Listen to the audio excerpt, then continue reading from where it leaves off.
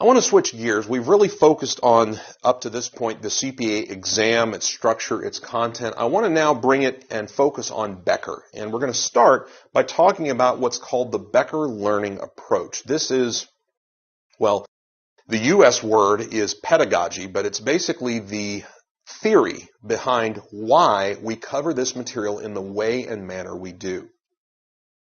So, let's start with the foundation. I already mentioned that the foundation of the CPA exam is this CSO-SSO document.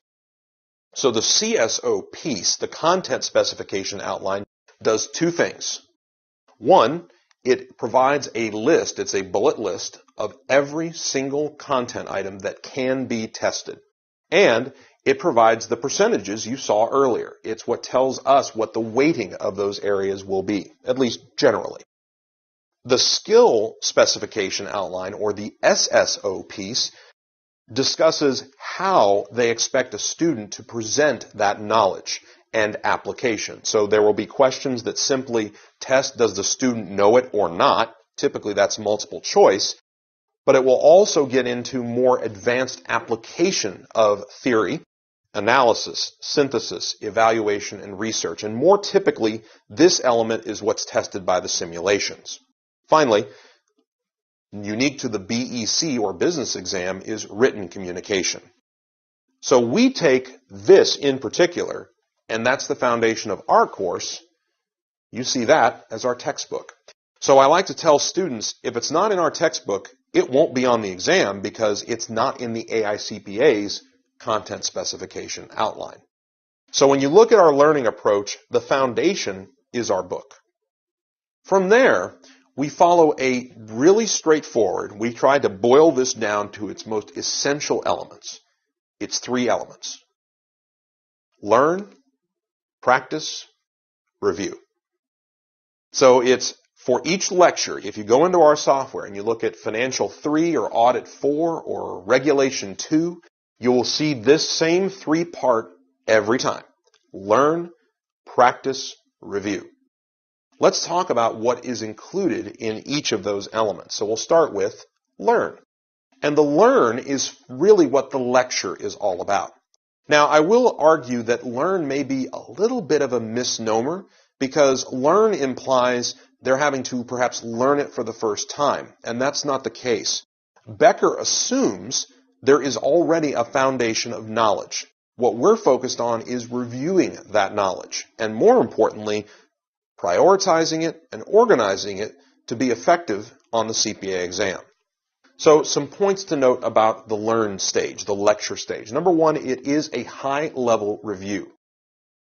We have, over the entirety of our course, about 120 hours of lecture content. That would not be nearly enough time to cover everything that could be tested. So we don't. We try to keep it at a higher level, more summary, and we don't necessarily touch on every single topic. We also don't just write an outline in our book. Throughout the book, and if you are curious, sometimes students ask me, where did the name Becker come from? Well, there was a guy named Becker. His name was Newton Becker. He launched this course back in the 1950s, and he believed that part of being successful on this exam was having tools, practical tools, you could use on exam day. And one that he was famous for, and you still see in our course 50 plus years later, are mnemonics. Memory tools designed to help a student remember a list of rules, or perhaps the order something appears. You'll see them in every part of our course.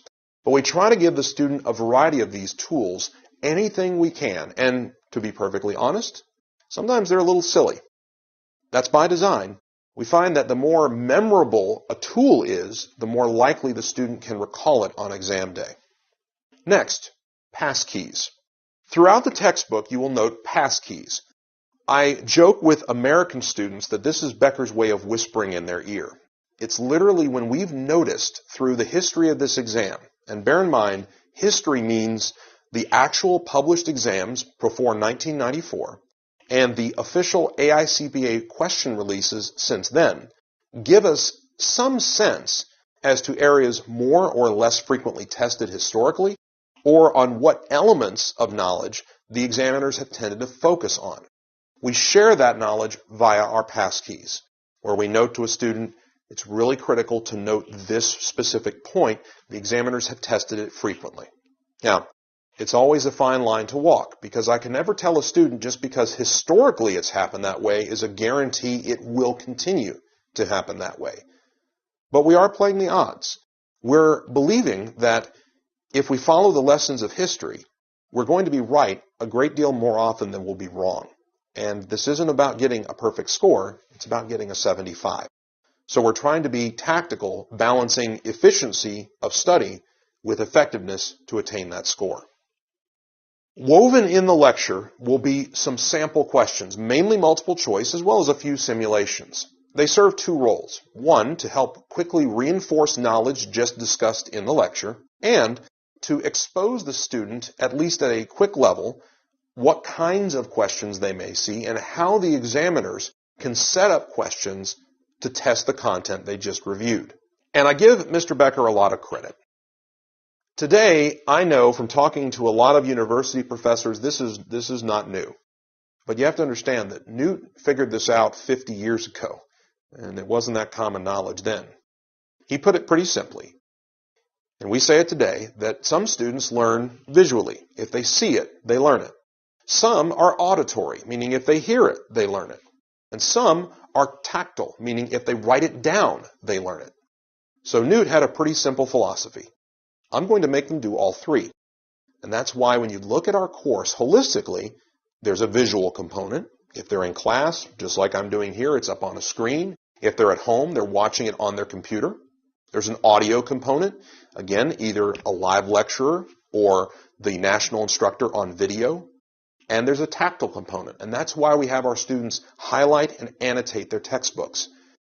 It's not just to give them notes to go back and review, but it's helping them to engage that tactile learning. The idea being, if they do all three, the odds are pretty good we're going to hit the one that works best for each and every student. Now, the second phase is practice, and that is perfectly named. It is practice, practice, practice. In fact, it's worth saying that for every hour they spend in the learn phase, there should be at least 2 more awaiting them in the practice phase. Here's what we do in practice. Number 1, practice the multiple choice. And there's a significant number here to practice. Believe it or not, all throughout our course, there's well over 6,000. In fact, I think we're now over 7,000 multiple choice questions. And who knows, by the time you watch this video, maybe it'll be 8,000. But we have quite a history and quite a bank of questions. So it really is a little daunting when I tell students that they shouldn't just work the questions once. They should work them all, twice, if not 3 times. But that's because practice, practice, practice is going to make them that much more effective and efficient answering these questions on the exam. All right, let's look at those multiple choice. Some of the tenets of our learning approach. One is immediate feedback.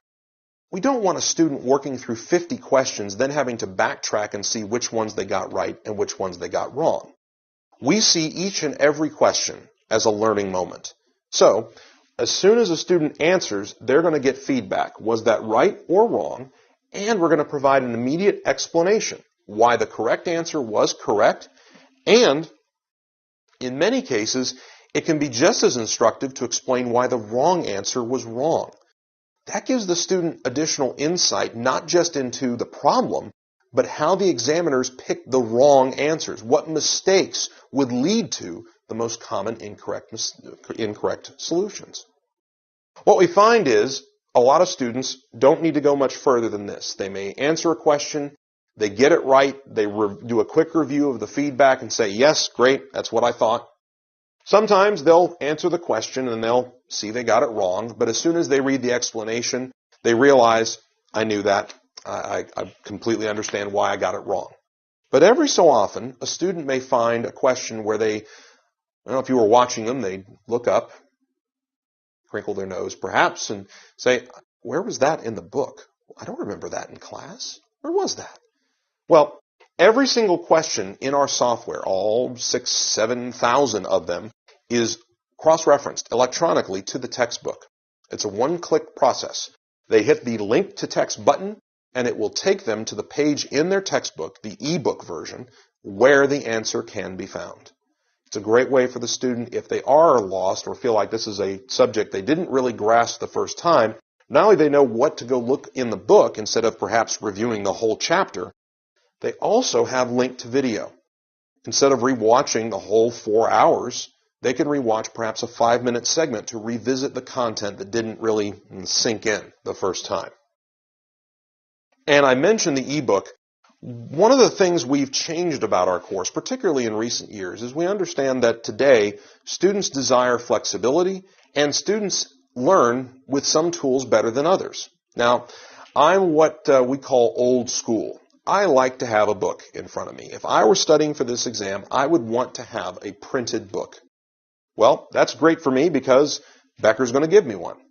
But a lot of students say, that's all right, no, I prefer an ebook. I prefer a book that I can have on my computer, on my tablet, at my work, at my home, and I can make notes on that, and it's always with me.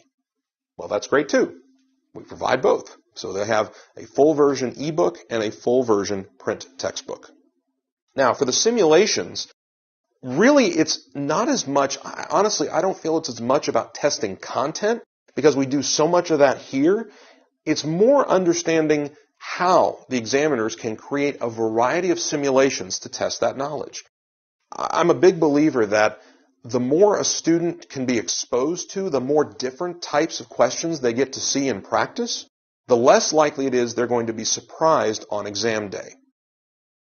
But in addition, we're still going to provide them very detailed solutions for those simulations so they can still go through the process of understanding why they got it right and why they got it wrong. And then the third stage, review. And this one also has two ingredients. The first are flashcards. Now, I mentioned that Newt Becker had certain things that he believed in very strongly, different learning styles, memory tools. Well, another one he believed very passionately in were flashcards. Now, again, we understand that students, well, some of them may enjoy making flashcards, and I have met many students who do. They prefer that. They find that's a great way that helps them to learn the material. And in fact, we still believe in it too. All you need to prove it is look in the introduction of any Becker textbook. There's still a short section there about how we recommend creating flashcards. But we also heard from a lot of students who said, I think that's great. I don't have time to make my own flashcards. Or perhaps more simply, they don't have any interest in doing so. But they understand the value of the flashcards, and that's why we also provide them as an option, either electronically or a print version. And they're also indexed to the lecture to help a student make sure they go through the right flashcards for each lecture. What it really represents, though, is tell the students you need to find what helps you really lock down in your memory what you need to know. And this is one technique that we know from experience works very, very well. Now, the other element are what are called progress tests. So here's the issue. As they work through the lectures, they work through F1. They're going to review the F1 video or attend the F1 class. They're going to work through the F1 multiple choice and the F1 simulations, and maybe make some F1 flashcards. That's fine. But what about when they are now a couple of weeks later and maybe they're reviewing F4? Is that F1 knowledge still as fresh? Probably not. How do we make sure a student keeps up with each lecture as they keep adding more and more content to what they need to know? Well, a progress test is a really good connection. It's a good bridge to help keep all of that knowledge as fresh as possible. And it's highly customizable as well. A student gets to make 3 choices to design a quiz to their liking. First, they get to choose how many questions they would like to work. However many. So if they know they only have a half an hour, maybe a shorter quiz is in order. If they have more time, perhaps a longer one. Second, they can decide what lectures to that point they wish to include. So if they just finished F4, they could look in the F4 progress test and decide if they want to include questions from F1, F2, F3, and or F4. Finally, They can start working on their time management skills. They get to set how much time they want to allocate per question. I actually encourage students to go faster than they're comfortable, and this is a way they can build that endurance, build up that process of going faster on the multiple choice. Now, when a student completes all of the lectures in any one part of the course, so finishes the 10 financial or the 8 regulation or the 6 audit or the 6 BEC, they reach one more step called, well, aptly enough, review before exam. This is what they should do in the final week, 2, or perhaps 3 weeks between finishing that last lecture and actually going to sit for the exam. And it again has 3 elements: rework, final exams, and comprehensive progress tests. Once again, let's take a look at each. So what's rework? Well, pretty simple. I said that I would love for a student to rework all the multiple choice. So here's a great chance to do it. They can go back and revisit any lecture's multiple choice questions they would like.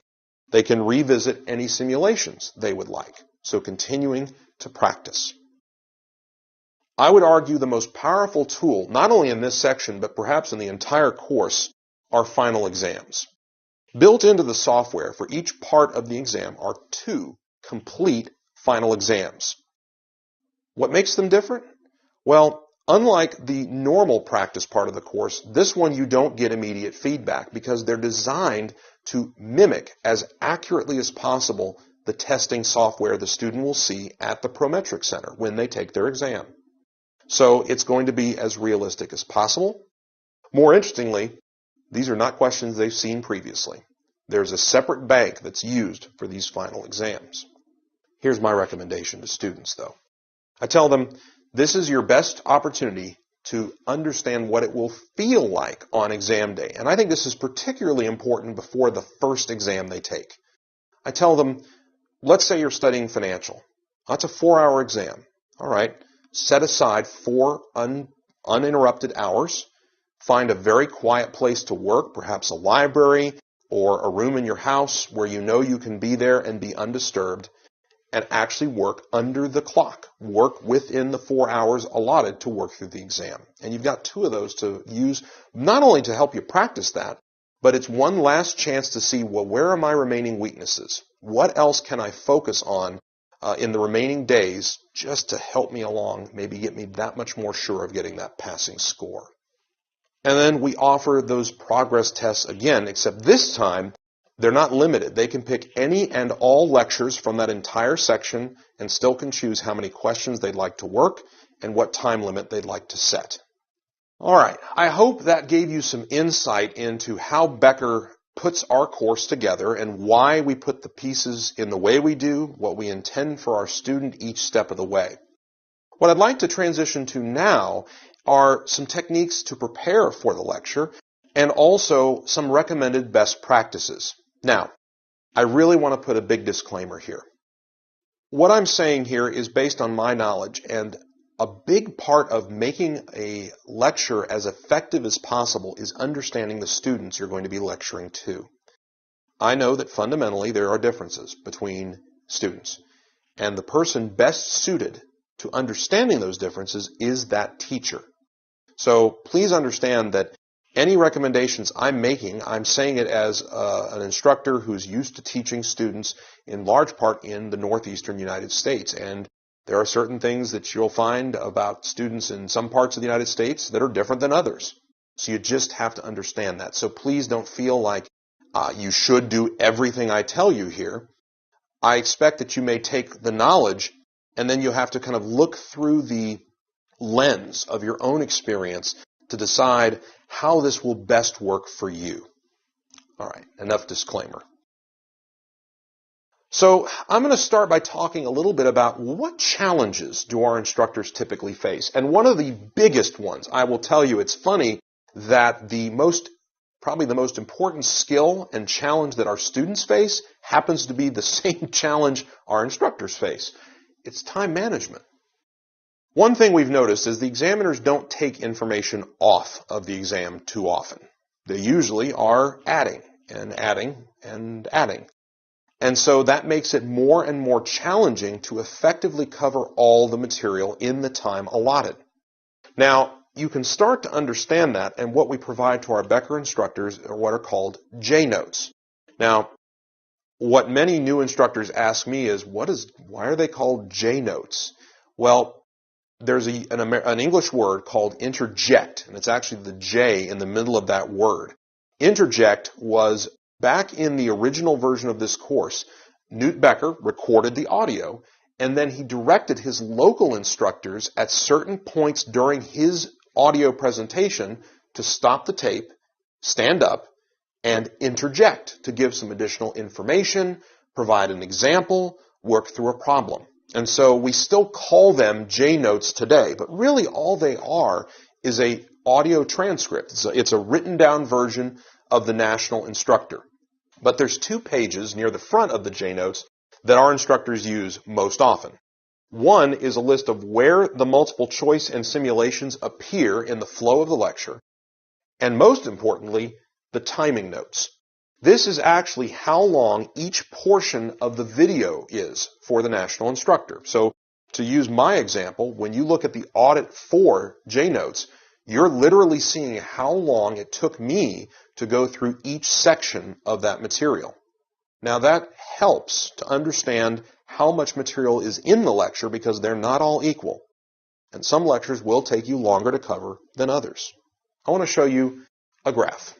And here's what it means. I realize you could stare at this for a while, but here's what I want to point out. Across the bottom here, these are all 26 of the lectures we normally teach. There are 4 that we don't typically teach in the live classroom. That's the last of the numbered sequence. So F10, R8, B6, and A6. We expect students to complete those on their own in the U.S. But for the other 26, here's what you see. On the vertical scale, that's the length, all right, in minutes. So basically what you can see here is this is 1 hour, 2 hours, 3 hours, 4 hours, okay?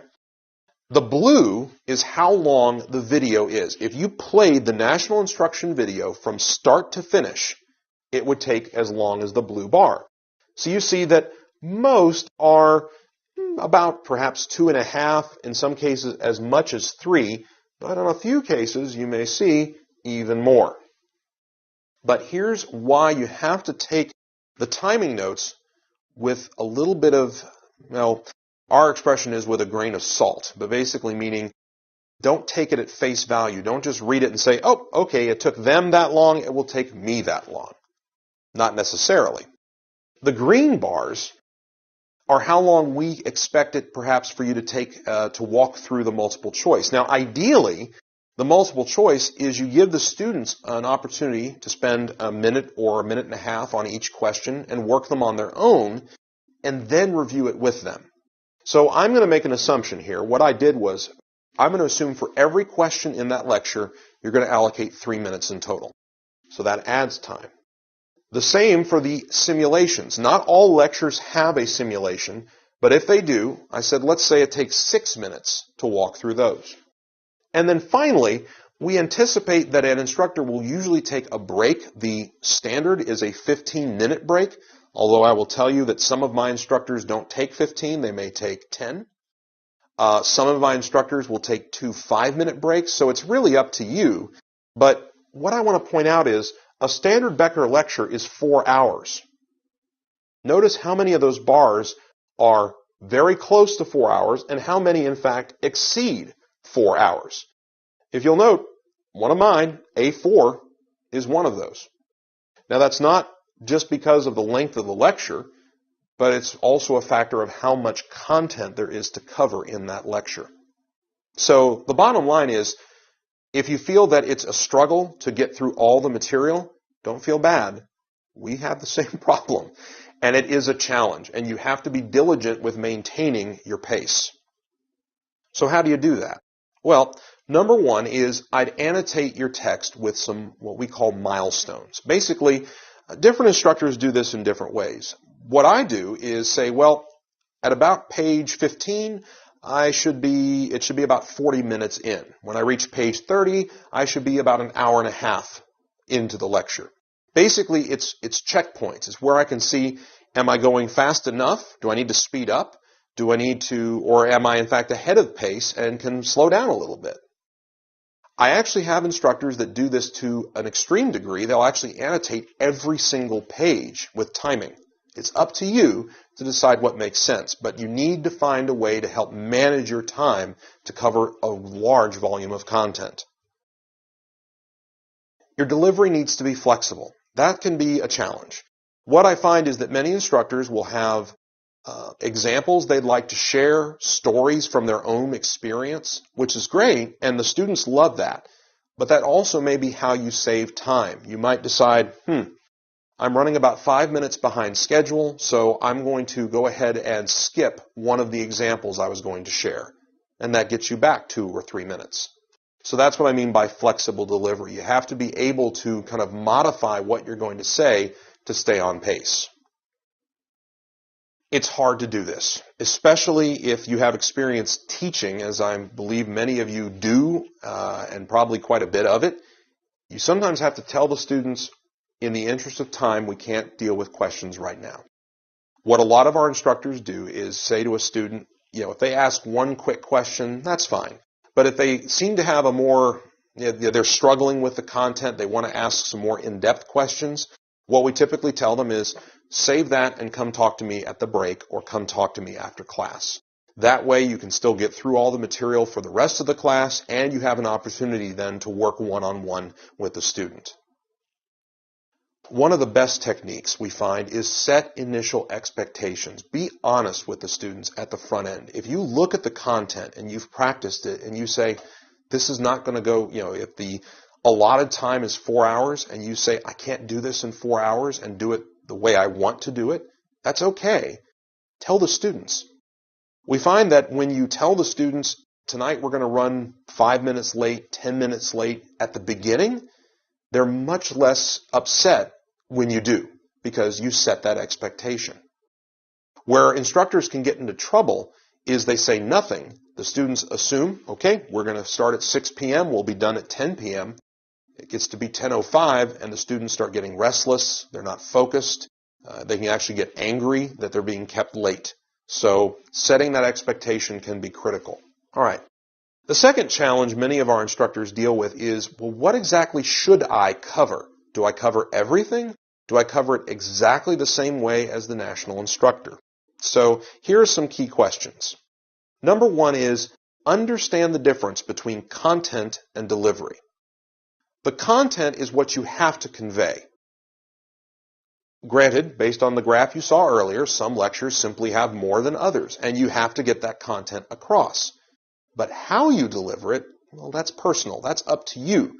What we're only really providing is recommendations, and we're showing you what some of our instructors have done to present it themselves. That doesn't mean you have to follow it the exact same way. In fact, it's important that you don't just mimic me or Tim Garrity or Peter Olinto. In fact, please don't. We each have our own unique style, and none of us is right. For example, when new instructors watch the videos, they think, oh, I need to do it the way Tim did it, or I need to do it the way Pete did it. And I often ask them, well, why? What do you do? And they say, well, Tim used a highlighter and he highlighted an entire paragraph, so I highlighted the entire paragraph. And then I challenge them and I say, okay, and why was that right? I said, when you watch Peter's videos, he doesn't highlight very much at all, but he underlines a great deal. You watch my lectures, I do a little bit of both. Which of us is correct? The answer is none of us. There's no right or wrong way to do it, but you need to find the way that's comfortable for you. If you find you're more comfortable highlighting, then highlight. If you're more comfortable underlining, then underline. Remember, the point is you're trying to show the students the areas they should focus on, the areas that we consider important. It's always important to keep in mind what do the students want. Now, again, with the disclaimer I said earlier, I can tell you there are two things that students consistently cite in our live classrooms as their two most positive items of feedback. One is they appreciate when the instructors can really walk them through problems and help them to understand why that problem is correct or incorrect, and more importantly, giving them something practical to use on exam day. The other, and particularly relevant for the instructor's lecture, is they appreciate personal examples. They want to hear your stories, whether that's a work experience, whether that's something you remembered from talking to a student, whether it's your experience when you sat for one of these exams. Even if it wasn't the CPA, the US CPA exam, there's still some common things about taking a standardized test about accounting. Share it. Students really value that. Now this next challenge, I call it the Am I Just? Instructors sometimes struggle to say, well, what am I? What's my role here? And so they ask me, well, Mike, am I a teacher? Am I just a teacher? No, you're not. In fact, you're pretty far from it because we assume a strong foundation. We basically are saying that we expect that in the U.S., the university has already built most of the foundation needed. Our job is to help them walk back through it and review it. However, do you ever teach? Well, even in the U.S., you do, because there may be gaps in that knowledge. And I know that talking to CDL, that's an even bigger gap because of the differences between what they may have heard about in school versus what they now need to know for the exam. And you're helping them to fill those gaps. So are you just a teacher? No, but in part. Are you just a reviewer? Are you just there to review the material and that's all? No. If that's all I needed, I could put myself on a cassette tape and just play it in front of a room. You're there for a reason. And it's because you're not just helping them review the content, you're helping them to hopefully understand it, provide experiences that help to ground it, to help connect theory to practical application. Am I just a cheerleader? Are you there just to motivate? No, but absolutely. Instilling confidence in your students is absolutely essential. It's a long process. It's an arduous process. It can be a painful process for the students. So any words of encouragement, instilling that confidence is one of the greatest gifts you can give to your students. And finally, are you a strategist? Are you the general trying to command your army of students to pass this exam? Well, no, but since the goal is passing the exam, strategy has a job. It has a role to play. And yes, students appreciate strategic hints, practical advice they can use on exam day. So we in the United States say, our phrase is, you have to wear many hats, meaning you're not just any one of these roles. You have to be able to do all of them and decide when you need to put on which hat. The teacher, the reviewer, the strategist, the cheerleader. But it's a little bit of all of them. So what about adding value? As I said, a student ultimately, we find their satisfaction with a live class is based on, did I receive value? In short, if they walk out of that room saying, I'm glad I spent time and came here today, because if I hadn't, I would not have received this information. I would have missed out on this value. So here are some little tips I want to give you. They want to know, as I said, one of the big things they love is help me understand how to approach a problem on the exam. So some examples. One is, if you're dealing with a long question with an extensive fact pattern, show them how to break that question down. All national instructors emphasize reading the call of the question first, meaning when you watch or when you're dealing with a long exam question, read the final sentence first. That's what the question actually wants to know. If you read that first, then you can more quickly filter the facts and determine what's necessary to solve the question and what the AICPA may have placed there as a distraction. For shorter questions, that can be helping a student to home in on or center and focus on certain key words. What exactly is the most important part of that question? What really is the question asking? And many questions on the CPA exam are what we call 50-50 questions. So, 50-50 questions. The first one I mentioned here are 50-50 questions with columns. What does that mean? Well, columns can be where you've got to answer 1, 2, yes, both, or neither. For example, there will be a statement number 1, which will say, A, B, C. And then there will be statement number 2, which will say X, Y, Z. And the answers will be like this, where A may say, well, 1 and 2. B will say just 1. C will say just 2. And D will say neither one. That's a 50-50. Because if a student knows, well, I know what the answer to the first statement is, well, then they've narrowed it down, right? If they know 1 is correct, they now know either the answer is A or it's B. That's a 50-50. Another one can be where they give you a common element in the answer. So any variety, basically 50-50 is any question where it's really not one question, it's 2. And if you can answer either one, you can eliminate 2 answer choices.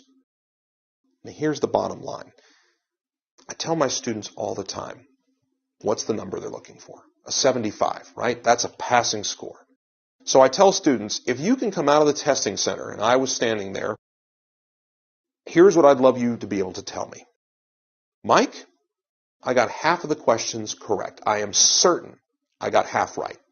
The other half, I was able to eliminate 2 of the choices. For the other half, I was able to narrow it down to 2. If you just guessed on all of those, you'd get half of them right.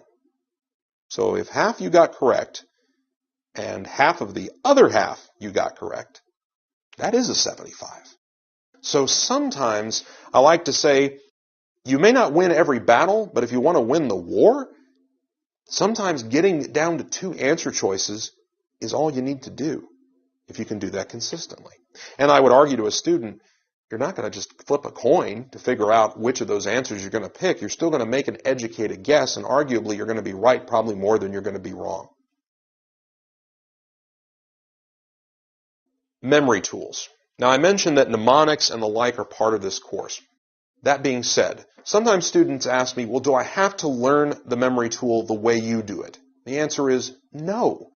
Sometimes a student may have a memory device that they used in school. Well, if it accomplishes the same goal, why learn a new one? Certainly. If you personally have a memory tool, a memory device that you prefer to use, you're more than welcome to do so. What else do they want? Well, a lot of the concepts and terms may be complex. What they appreciate is you helping to simplify and clarify those terms and those concepts.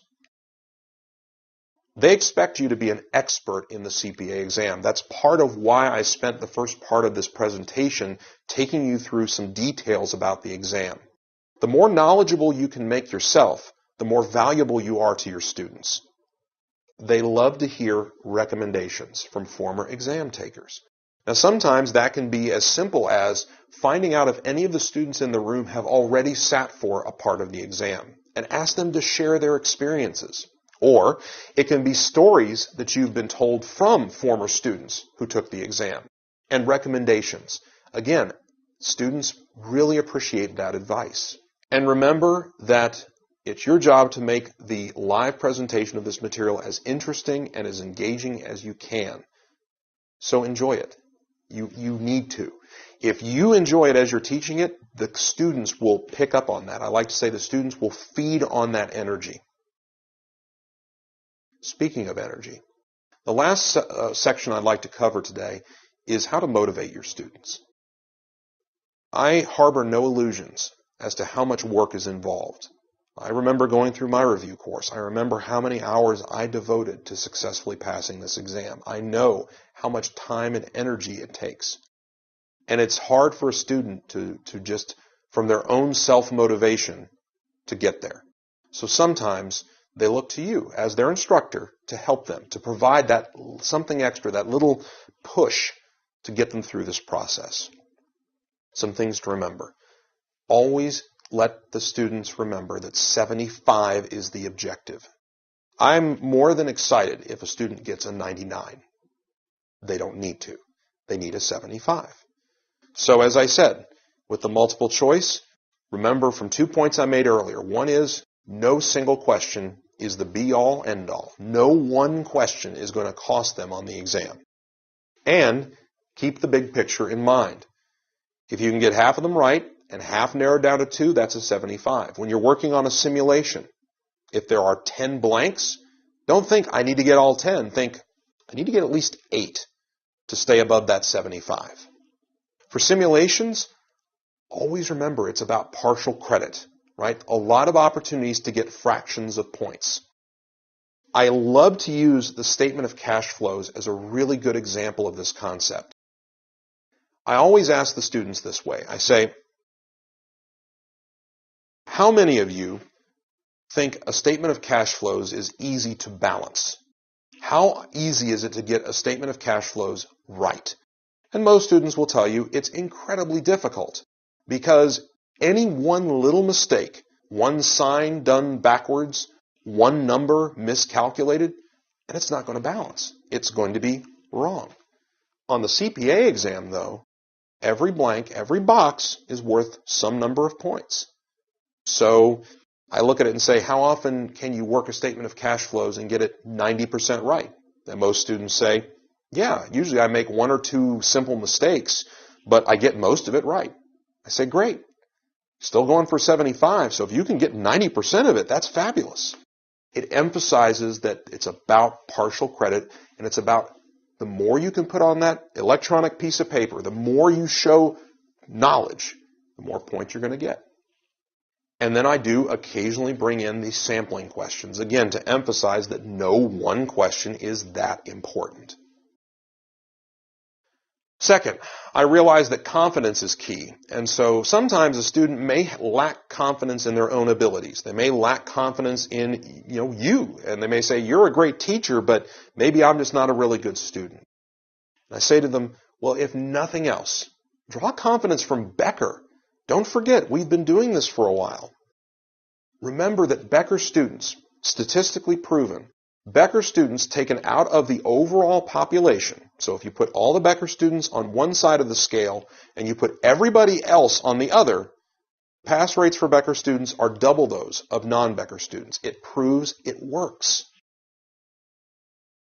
I always like to mention the Elijah Watt-Sells Award. These are the highest scorers on the CPA exam. To qualify, you have to average above a 95.5 across all 4 parts of the exam, and you have to pass all 4 parts on your first attempt.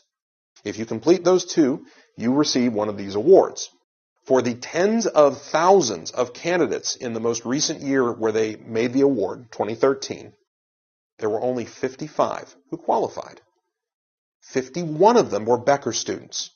In fact, over the last several years of the award, Becker has had roughly 90% of all of the winners. I think it emphasizes that Becker does a really good job of what it's supposed to do. It's not there to teach, but we can help take people who probably had a very good understanding, a good foundation, and hone their skills to be as effective as possible on the exam. So much so that they scored extremely high.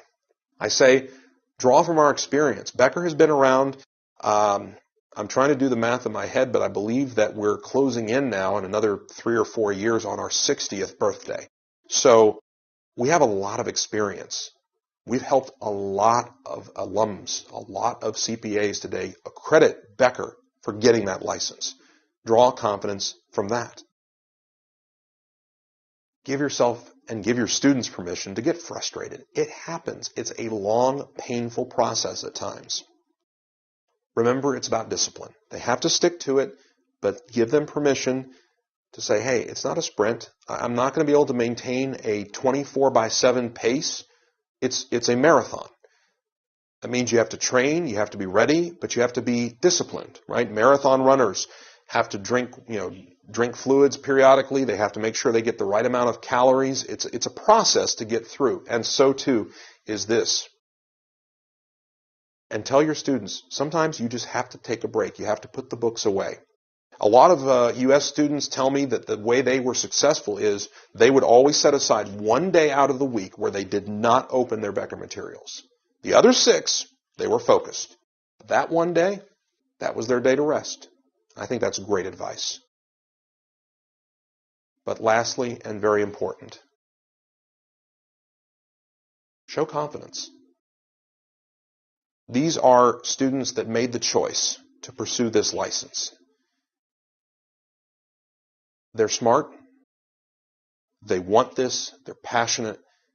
But one of the best gifts you can give them is be confident. Because you can draw the same confidence from what I just told you. This methodology works. Becker is successful. You have every reason to be confident in their success. Show them. Be confident. Help reassure them. I tell students, you can pass this test. Put the time in. Do what we tell you. You will pass. And we're here for you. Until you do, we're going to stick by you. But I believe you will pass. Show that confidence. Instill that confidence. Believe me, it is one of the most powerful things you can do for your students. Well, if you have additional questions for me, I do the same thing for my students. I provide my email address. It's pretty easy to remember. It's just my first initial last name, mbrown@becker.com. If you'd like to learn a little bit more about the course, its components directly from the source, you're more than welcome to visit our website. And I'd like to finish by saying thank you. We've reached the end. I hope very sincerely that you have found this to be useful. I hope that it's at least shed some light on some of the whys and the hows, and that I've given you at least one or two pieces of practical advice that you can use in your classes in the months and years to come. And I hope that perhaps when I hear from you someday down the road, it will be to share with me some of the success stories of your students, some new students from China that I will be able to welcome into the profession that has given me so much. I wish you great success, and thank you so much for listening. Good day.